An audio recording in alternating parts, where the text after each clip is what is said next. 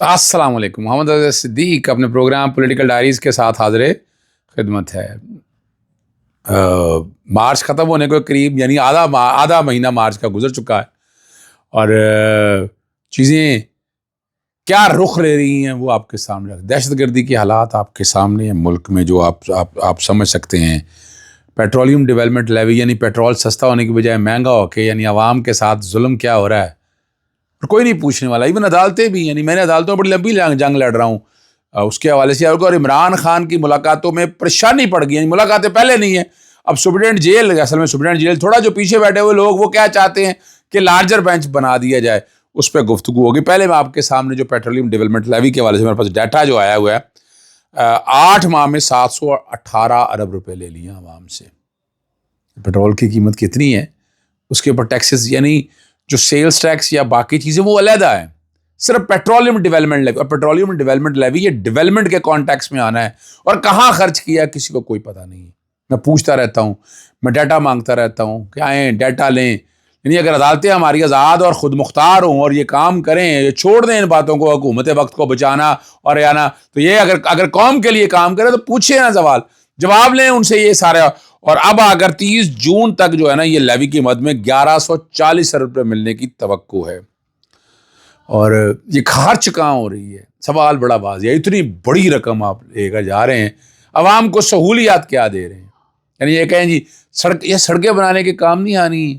Petroleum development levy کا اگر قانون اٹھا کر دیکھ لیں، ہم اس کو پی ڈی ایل کہتے ہیں. اب پی ڈی ایل کہاں خرچ ہونا ہے؟ یہ پسماندہ علاقوں میں جہاں سے پیٹرول نکل رہا ہے یا کنویں لگے ہوئے ہیں، یعنی. اور یہ والا تو یہ تو سارا زیادہ تر تو پیٹرول آپ کا امپورٹ ہے، امپورٹ کے اوپر آپ یہ لے رہے ہیں. اور میں اس کو ابھی کل انشاءاللہ، یعنی آج انشاءاللہ ڈیٹیلیں میں نے ساری نکال لی ہیں. میں اس کو انشاءاللہ آج چیلنج کرنے جا رہا ہوں کہ پیٹرولیم ڈیولپمنٹ لیوی کیوں بڑھا دی ہے. قیمتیں نیچے آئی ہیں پیٹرول کی، لیکن ہم نے اس قیمتوں کو ایڈوانٹیج دینے کی بجائے جو ہے نا، ہم وہ پیسہ سارا جو ہے نا عوام کی جیب سے اس طرح نکال رہے ہیں. ایک اور بات جو بڑی اہم والی بات ہے، اس کو بھی مجھے لے کے ٹیک اپ کرنا پڑنا ہے، وہ چیف الیکشن کمشنر اور ممبران الیکشن کمیشن کی تعیناتی ہے. کیسا یہ ملک ہے؟ ملک بے آئینی ہے نا. آپ نے 26ویں آئینی ترمیم، ہم ایک طرف دیکھتے رہے نا، اپنا ججز کو عدالتیں پیک کرنا، ججز کی تعیناتی ایک بڑا ایلیمنٹ ہے.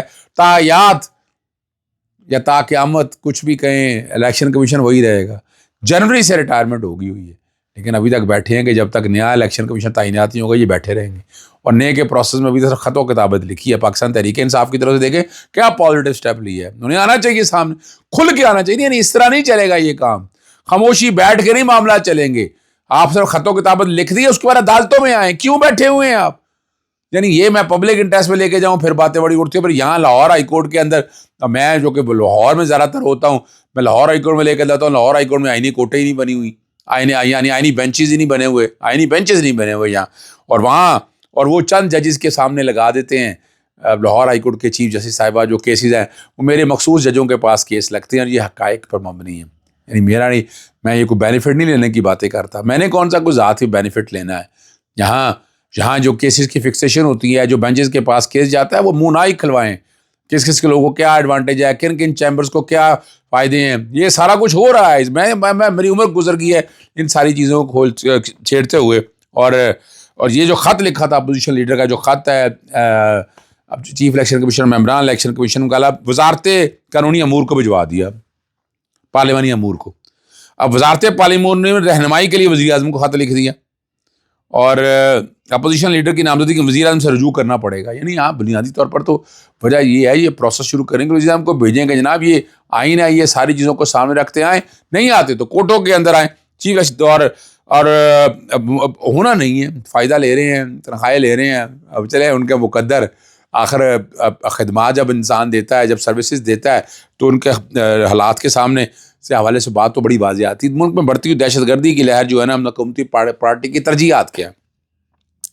نون لیگ جو ہے پاور شیئرنگ فارمولے میں پیپلز پارٹی کے ساتھ پنجاب میں انگیج ہے. پیپلز پارٹی اپنا حق مانگ رہی ہے. اور یعنی کیا ہم نے دہشت گردی کے اس لمحے کے حوالے سے کتنا، یعنی میں نے جوڈیشل کمیشن کا مطالبہ کیا تھا اس سارے کانٹیکس کے حوالے سے، تاکہ پتہ کیا چل سکے. اور دوسرا کیا ہم نے کیا اسٹیپ ابھی تک کیا لیے ہیں، وہ اسٹیپ میری سمجھ سے باہر ہے. کیا اسٹیپ ہم نے اب تک لیے ہیں؟ ہم نے کوئی GIT تشکیل دی ہے، ان لوگوں کے اصل میں سارا قوم کے سامنے لے کر آئے. ایک چیز سامنے آنی چاہیے، حقائق سامنے آ چاہیے، اور قوم کو آگاہی دینی چاہیے کہ آئندہ سے اس سارے معاملے کے نمٹنے کے لیے آپ کو کیا کرنا ہے. نیشنل ایکشن پلان تو فیل ہو چکا ہے، وہ جتنا عمل درآمد ہوا تھا وہی APS کے بعد کہاں اس پہ عمل درآمد ہوا ہے، اور اس کو کس طرح دیکھا. پارلیمانی اگر آل پارٹی کانفرنس اگر پارلیمان میں ہو رہی ہے تو کریڈٹ جاتا ہے پاکستان تحریک انصاف کو، اور اس میں عمران خان صاحب کو ذاتی طور پر بلانا چاہیے. عمران خان صاحب کو بلائیں، لے کر آئیں. لیکن یہاں کیا حالات ہیں کہ ڈر اور خوف اتنا، دہشت گردی اور کہ آپ کیا مقابلہ کریں گے. آپ دہشت گردی عمران خان کو آپ اڈیالہ جیل سے عدالتوں میں تو پیش کر نہیں سکتے. اسلام آباد ہائی کورٹ نے منگوایا تھا، اب نہیں، آپ نے بہانہ بنا دیا کہ جناب تھریٹ الرٹ ہے. تو اور کیا کہیں گے؟ آپ لے کے جائیں انہیں اور بتائیں کہ نہیں ہم بہت زبردست ہیں. سپرنٹینڈنٹ جیل نے عمران خان سے ملاقاتوں کے لیے لارجر بینچ کر کے نا، ساری درخواستیں مختلف کورٹوں کے اندر ہے، انہوں نے اکٹھا کر کے نا لارجر بینچ بنانے کی رجسٹرار آفس کے اعتراضات کے ساتھ درخواست جو ہے نا قائم مقام چیف جسٹس سرفراز ڈوگر صاحب بینچ میں سماعت کے لیے مقرر ہو گیا. اور کہنے لگے اس میں انٹرا کورٹ اپیل میں SOPs طے ہو چکے ہیں اور مختلف بینچز میں سماعت کے لیے مقرر ہیں. لارجر بینچ بنا دیا. جب لارجر بینچ مرضی کا بنے گا، یاد رکھیے گا، ابھی اب سوال ہی پیدا نہیں ہوتا، اس میں وہ ججز رکھنے ہی نہیں ہے، یعنی جو معاملات کو دیکھ رہے ہیں، اور کوئی پتہ نہیں لارجر بینچ کیا بنے گا. چلے میرا اندازہ ہے کہ چیف جسٹس صاحب خود ہوں گے قائم مقام، اور نئے جو ججز مقرر کیے ہیں وہ ساتھ شامل ہوں گے. سینئر ججز میں سے کوئی بھی چیف جسٹس کے ساتھ بیٹھنے کے لیے تیار ہی شاید ہے یا نہیں ہے، مجھے نہیں پتا اس بات کا، لیکن یہ بینچ اس کا، اور وہ ساری اپنی مرضی سے بیٹھ کر یہ کر دیں گے. اور کل یہی کہا جائے گا جناب عدالتیں، ہم کچھ نہیں کر رہے، ہمارا کوئی کنسرن نہیں ہے. لیکن خوف دیکھ لیں، عمران خان صاحب سے ملاقات بھی نہیں کرنے دینا. وہی ان کا حق ہے، عوام کا رائٹ ہے. آپ یہ حق تو نہیں چھین سکتے، لیکن یہاں یہ حق چھینا جا رہا ہے، یہاں یہ زیادتیاں ہو رہی ہیں. میں نے آپ کے سامنے وہ رکھ دی ہے. اب ایک اور بڑی زبردست بات آئی. اب نواز شریف اپنے چھوٹے بھائی اور اپنے دختر نیکسا سے تنخواہیں لیں گے کیا؟ یہ سوال ہے، لیتے یا نہیں لیتے میرا نہیں، کوسچن مارک ہے.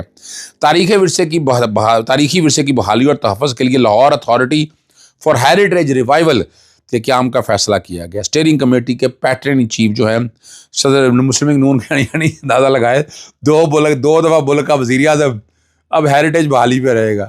یار کیا بات ہے، کیا کہیں اس بات کے. اور وہ بڑی باتیں کرتے ہیں نا، وہ اپنا بڑی زبردست بات کہی ہے. نام میں نہیں لیتا ان کا، چلے نام لے بھی لے تو کوئی آپ کے سامنے آ جائے گا کہ جناب بیماری رہی، وہ کیا ہوا، وہ بوٹوں اور تسموں والی بات ہے کہ جناب پلیٹلیٹ نہیں تھا، پلیٹلیٹ تب ٹھیک ہوئے جب بوٹوں کو پالش کی، یا جو کچھ مرضی آپ کہہ سکتے ہیں. اعلیٰ سطحی اجلاس میں یہ کیا گیا، جس میں صدارت نواز شریف اور وزیر اعلیٰ پنجاب مریم صفدر نے کی. تاریخی مقامات کی بحالی اور تحفظ کے اقدامات پر غور کیا گیا، اور شہر کو 6 زون میں تقسیم کرنے کی اتنی لڑائی لڑی ہے ہم نے. اتنا میٹرو اورنج کا جو پیسہ ہے کیا آپ نے وہ لگا دیے؟ بتائیں نا ذرا، کہاں لگایا آپ نے؟ قوم کو پتہ چلے نا، قوم کو سچ تو بتائیں، قوم کو جھوٹ میں مت رکھیں اس حوالے سے. اب ایک بڑی زبردست بات ہے، یہ بات چائنا کو خیر آباد کہہ دیا. حنیف عباسی جو انہوں نے لال جھنڈی دکھانے کے مترادف ہے، جو ML1 پر جو بیان دیا ہے، اور چین خدا حافظ چین کا، یہ بیرسٹر سیف نے یہ بات بڑی واضح کہی ہے. شہباز شریف کی ہدایت پر وزیر ریلوے نے چین کو لال جھنڈی دکھا دی، اور چین کو ایک واضح پیغام دیتا ہے کہ پاکستان اب چین کی بجائے خود ML1 ٹرین بنائے گا، ارادہ رکھتا ہے. اور یہ بیان چین کی طرف سے $2 ارب کے قرضے کی مدت میں 1 سال کی توسیع کے باوجود کیا گیا، جو پاک چین تعلقات کے لیے تشویشناک اشارہ ہے. ہم تو بہت عرصے سے بات کہہ رہے تھے، آپ نے میٹرو اورنج کے ٹکر میں رہے، آپ نے اس وقت نہیں بنائی، اب آپ کیا کریں گے؟ یہ تو بھائی بلٹ ٹرین چلائیں یار، خدا رہا یار، پوری دنیا آگے جا چکی ہے، آپ نے کیا جانا ہے؟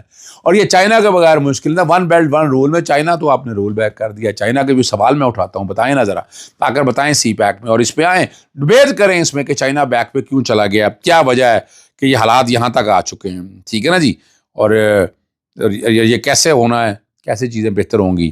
اور ابھی ایک اور بات خبر جو ہے نا، امریکی صدر ڈونلڈ ٹرمپ نے وائس آف امریکہ اور امریکی امداد سے چلنے والے نشریاتی اداروں کے صحافیوں کی جنبش قلم چھٹی کر دی ہے، اور کئی دہائیوں پرانے اپنے میڈیا آؤٹلیٹس کے فنڈز کو اچانک مجمد کر دیا، جو روسی اور چینی ذرائع ابلاغ کے حملوں کا مقابلہ کرنے کے لیے اہم سمجھے جاتے تھے. Voice of America, radio free Asia, radio free Europe اور دیگر آؤٹلیٹس کے سینکڑوں افراد اور مشترک عملے کو ہفتے کے آخر میں ایک ای میل موصول ہوئی ہے جس میں کہا گیا ان کے دفاتر سے روک دیا جائے اور انہیں پریس پاسز اب دفتر جاری کردہ سامان کے حوالے کر دینا چاہیے. ٹرمپ کے اس عمل کو سراہا نہیں جا سکتا نا یہ, لیکن ٹرمپ فیصلے کر رہا ہے. آئے بڑے اور فیصلے بھی کر لے تو بڑا زبردست کر رہا ہے. اور ایک بڑی زبردست ہے, ایک دانشور نے بڑی خوبصورت بات ایک کہی, ایک چائے بنانے والے کو یہ پتہ ہے کہ ملکی مسائل کیسے حل ہو سکتے ہیں. یہ کام گلی محلے میں ریڑھی بان کو پتہ ہے اور عام مزدور کو پتہ ہے کہ کیسے حل ہو جائے. اور یہاں ہم نے پتہ نہیں کیا کیا لوگ بٹھائے, کیا کیا ٹیمیں بٹھائیں, وہ کیا مسائل حل کہاں کا ان کے پاس ہے کیا. اور یہاں دوستیاں یاریاں ایڈوانٹیج وہ پالے جا رہے ہیں, کوئی پوچھنے والا نہیں ہے.